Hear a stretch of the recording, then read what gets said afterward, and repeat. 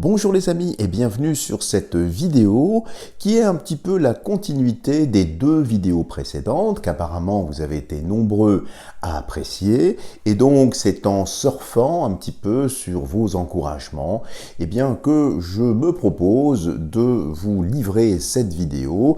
Alors bien évidemment elle s'adressera peut-être pour des personnes peut-être un peu plus néophytes que d'autres. Beaucoup savent tout ce que je vais dire ici, mais dans ces temps où toutes les valeurs ont tendance à être un petit peu à l'envers, ça fait du bien, je dirais, de remettre l'église au milieu du village ici.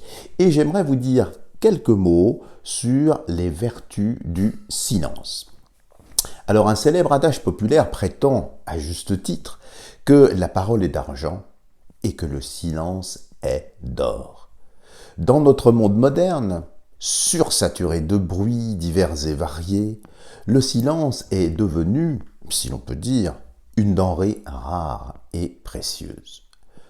Pourtant, depuis des millénaires, quantité de sages et de maîtres spirituels de toutes les traditions, de toutes les obédiences ont vanté les mérites du silence comme une voie privilégiée pour favoriser l'éveil et le développement spirituel. J'y vois un paradoxe très intéressant sur lequel j'aimerais vous dire quelques mots. Ceux qui me consultent au cabinet de Vernon et qui me connaissent un peu ont remarqué l'importance que j'accorde au silence dans ma vie personnelle, mais aussi et surtout dans mes consultations. Parce que cela crée un espace, cela crée un écrin pour la rencontre. Mais combien de personnes préférant échapper à l'aviduité du silence n'hésitent pas à le combler, à grand renfort de télévision, de radio, ne dispensant que des musiques d'ameublement, appauvrissant par là même toute possibilité d'éveil. Le silence, tout comme l'obscurité, fait peur, car il oblige à arrêter son mental et à s'ouvrir à un autre entendement, une autre dimension. Passons donc en revue, à l'aide de certains maîtres spirituels, ce qui peut être intéressant de bien intégrer dans le silence. Le philosophe Pascal disait « Tout le malheur des hommes vient d'une seule chose, qui est de ne pas savoir demeurer en repos dans une chambre silencieuse. » En effet, le silence offre un espace unique pour se rencontrer, pour se trouver soi-même, loin du tumulte intérieur. C'est dans le calme que nous commençons à explorer les profondeurs de notre être et observer nos pensées, nos émotions, sans jugement. Par ailleurs, comme le disait fort justement le mystique persan Rumi, le silence est le langage de Dieu, tout le reste n'est que mauvaise traduction. Car le silence permet d'entendre cette petite voix intérieure, trop souvent étouffée par les bruits de notre agitation quotidienne. Vous savez, cette petite voix persistante, souvent porteuse d'une intuition profonde, et qui peut nous livrer bien des choses. C'est le germe divin qui sommeille en nous, qui demande juste à s'exprimer, simplement à être entendu. Comme de nombreux maîtres zen l'ont enseigné, le silence n'est pas une chose que nous faisons, c'est quelque chose dans lequel nous entrons. Pénétrer dans le silence facilite la dissolution de l'ego et purifie le mental dans son ensemble et équilibre les émotions. L'absence de stimulation extérieure constante offre à notre esprit l'opportunité de décanter naturellement. Les pensées parasites, les préoccupations superficielles se dissipent et perdent alors de leur intensité. Krishnamurti avait raison de dire que c'est seulement dans le silence que l'esprit peut voir clairement. Et c'est cette clarté qui est essentielle.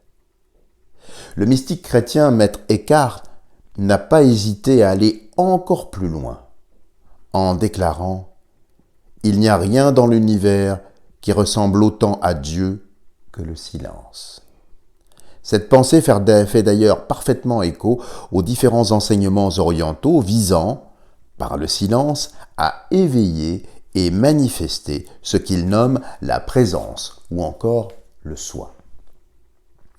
Ainsi donc, vous l'aurez compris, le silence est loin d'être une simple absence de bruit. Le silence est la porte d'entrée vers la connaissance de soi et aussi la transcendance. C'est pourquoi je vous recommande d'effectuer le plus régulièrement possible une cure de silence. Rassurez-vous, ça ne coûte rien du tout.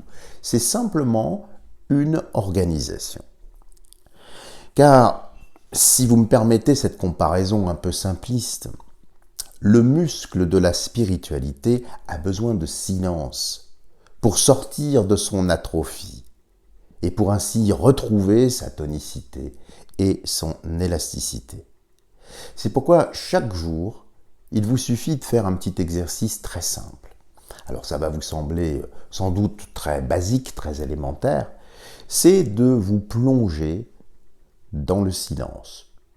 Alors vous pouvez le faire assis, vous pouvez le faire allongé, vous pouvez le faire debout, peu importe. Mais c'est simplement rejoindre dans votre habitation un endroit où vous ne serez absolument pas dérangé.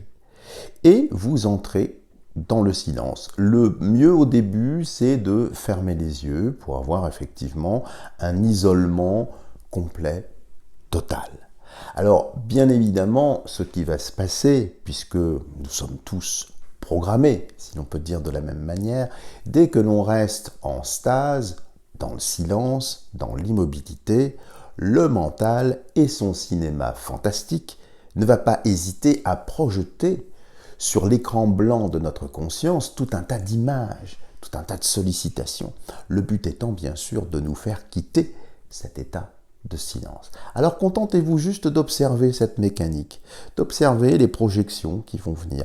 Alors il y a un très très bon auteur pour vous aider à cela que vous connaissez, bien sûr, c'est Le pouvoir du moment présent d'Eckhart Tolle, c'est un germanique, un allemand, qui explique un petit peu comment faire ça, mais sans aller, je dirais, dans cette observation, parce que c'est déjà aussi faire quelque chose, c'est simplement apprécier le silence, c'est simplement entrer dans cet état, comme on entrerait dans une pièce sans lumière, et simplement vous ouvrir, ressentir, écouter le silence. Moi, quand j'étais enfant, et je pense que vous aussi, eh bien, on me faisait écouter la mer, vous savez, dans un coquillage, comme ça. C'était très poétique, bien sûr, mais d'un point de vue symbolique, ça allait même beaucoup plus loin.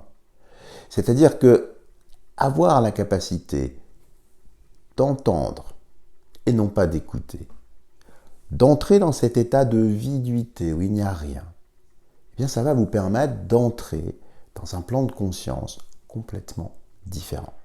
Et les personnes à qui j'ai recommandé de faire ce petit exercice, pas très long, ça peut être simplement 10 minutes par jour, oui, de se poser, d'entrer dans le silence, eh bien il se passe quelque chose. Vous allez avoir une sorte de dilatation, une sorte d'apaisement. Comme si toute l'agitation s'arrêtant, vous vous ancrez, vous arrivez dans un état vraiment de conscience. Et c'est un exercice très très simple. Alors il y a certains sages hindous qui rajoutent également autre chose, avec simplement ce silence, c'est également de ne rien faire, ce qui va un petit peu de pair. Mais il y en a qui font beaucoup dans leur tête, qui mentalisent beaucoup. Et le fait d'être dans le silence, c'est déjà pas mal d'observer le petit manège, je vous dis, le projecteur automatique qui vient projeter comme ça tout un tas de choses. En tout cas, essayez d'en faire l'expérience et vous verrez, le silence est vraiment un état d'être. Et puis d'un certain point de vue aussi, par rapport au climat ambiant, j'aimerais vous rappeler que le silence est le plus grand des mépris aussi. Parce que ça vous oblige à rester dans un état réceptif. Et puis, le silence, c'est aussi pour vous confronter à autre chose. C'est pour vous confronter à la finitude. C'est pour vous confronter à une certaine idée de la mort. Alors, ça n'a rien de funeste, hein, ça n'a rien d'anxiogène quand je dis ça, mais c'est une manière d'envisager votre propre finitude, où vous n'entendrez plus rien. Par contre, vous serez dans un autre plan, vous allez entendre avec une autre oreille, avec une oreille intérieure. Savez-vous que de tous vos sens, le premier sens qui a été formé dans le ventre de votre mère, c'est l'oreille, c'est l'ouïe. C'est-à-dire que vous avez commencé votre vie, nous avons du reste tous commencé notre vie, notre incarnation, par écouter le monde. C'est dire l'importance des paroles, des mots. Alors je le sais bien en hypnose, hein, celles et ceux qui me suivent, vous savez bien l'importance des mots. Je crois savoir que certains d'entre vous apprécient également mes vidéos, justement, peut-être parce que j'essaye, en tout cas, de maintenir un registre de langage, un peu plus, on va dire, élevé que ce qu'on peut entendre sur les ondes, justement. Donc, vous voyez, on a eu cette habitude d'écouter le monde en tant que fœtus. C'est-à-dire que par l'imaginaire des sons, nous avons déjà conceptualisé le monde dans lequel nous allions arriver. C'est très important comme constat. C'est-à-dire qu'aujourd'hui, où vous êtes bien évidemment conscient, vous n'êtes plus un petit bébé, eh bien, vous allez modéliser, conceptualiser des choses plus subtiles. C'est pourquoi le silence, c'est vraiment quelque chose que je recommande à beaucoup de personnes. Et puis, pour finir, à vous, amis poètes et chevaliers errants, qui arpentez les chemins d'Hermès, souvenez-vous que les minutes de silence qui suivent un morceau de Mozart, c'est toujours et encore du Mozart. Et puis, vous savez, le bruit est juste une éructation du silence qui, une fois sculpté par votre conscience, pourra devenir vibration palpable, harmonieuse ou disharmonieuse, ou encore vibration subtile. Il est donc nécessaire, urgent, dans ce monde agité, de restaurer un certain espace, parce que vous allez entrer dans un autre espace-temps. Et c'est vraiment ce que je vous souhaite. Donc, éloignez-vous de cette éructation du silence, laissez-la retomber, et entrez dans quelque chose d'autre. Mais il est grand temps, comme le disait Rainer Maria Rilke, je vais y arriver, de tomber de la hauteur des mots dans l'unique et commune mélodie. Car cette unique et commune mélodie est tissée de 1000 voix silencieuses qui nous emportent ailleurs.